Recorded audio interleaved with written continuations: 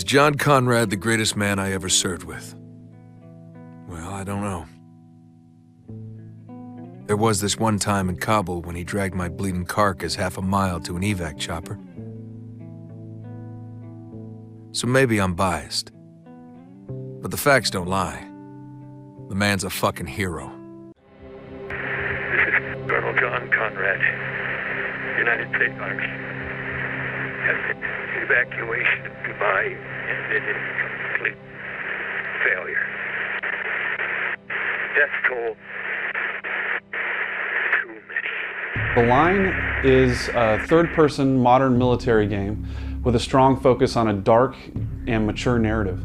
What we have here is a game where you're playing Captain Martin Walker, the head of a Delta squad sent into Dubai looking for survivors after the city has been ravaged by sandstorms, and finding the city in a complete disarray of chaos and war. And following the trail of Lieutenant Colonel John Conrad, this decorated military veteran who was left behind and getting sucked into the dark world that he's essentially created in his attempt to keep order in the city. They come into Dubai very prepared and also friendly and excited to see what they're going to find there. They're sort of doubting that there's anything very substantial that's happening here, but they've been sent in on a rescue mission. And so these characters, they know each other before they arrive on the scene. Actually, the main character, Walker, and Adams, who's a demolition expert, they've actually fought together for a number of years before this on a number of missions that you'll hear reference to throughout the game. Lugo, he's the third squad mate. He's the youngest one. He's the new guy on the team, and he's sort of a little bit crass and a little bit, he jokes around a little bit more than the other guys do because he hasn't been through what they've been through. Adios. Hey, you guys hear music? Who cares? Just shut up and keep fighting! But as we progress through the events, these characters and their relationships begin to evolve. So we start to hear the way that they speak to each other changes. The way that they respond to the squad commands that you give changes. The way that they interact with each other and the things that they do narratively changes.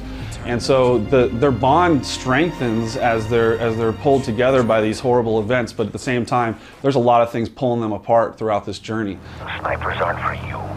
What the fuck is this? This is Dubai, Captain. This is what I face every day. They will evolve over the course of the game, growing from where you saw them at the beginning until the end, where they're almost completely different individuals because of the things that you've experienced. And we wanted to use that to also subvert how the player's feeling about the things that they're going through. So hopefully as the player's going through this emotional journey, the characters that surround him are going to be feeling the same thing. This is not our interpretation of Heart of Darkness. It's just merely one of the things that inspired us.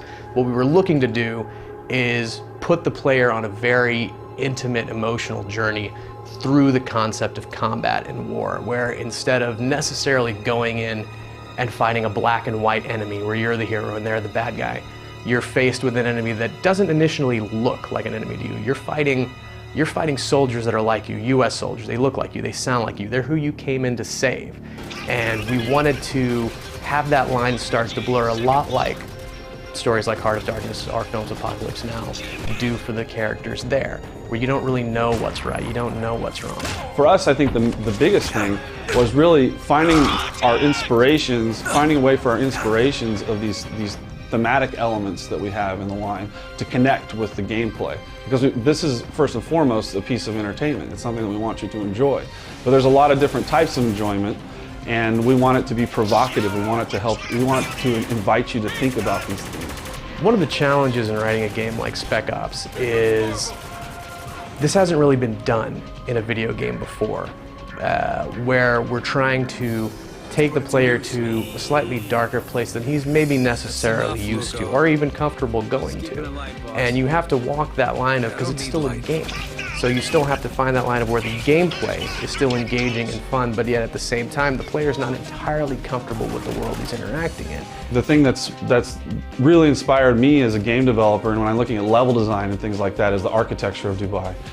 When I look at those spaces that they've created, and all of our levels are inspired by real-world spaces that are found in Dubai. We've done a lot of research, and it makes for just a really cool, interesting way to use cover mechanics in a real-world or a location that's inspired by real-world architecture. On top of that, you've noticed that these skyscrapers are just spires into the heavens. They're unbelievable. And that gives us a lot of chances for vertical gameplay. There's some really interesting scenarios where you'll be falling through glass, where you'll be walking on top of areas that essentially have been covered in sand and entombed. And so you'll unravel and reveal some of those things. And you'll find also areas that have been completely left alone, so pristine. And so you'll see some areas that kind of show you how Dubai was the day the sandstorms hit as well. And so it just gives us a lot of variety. It gives us a lot of interesting opportunities.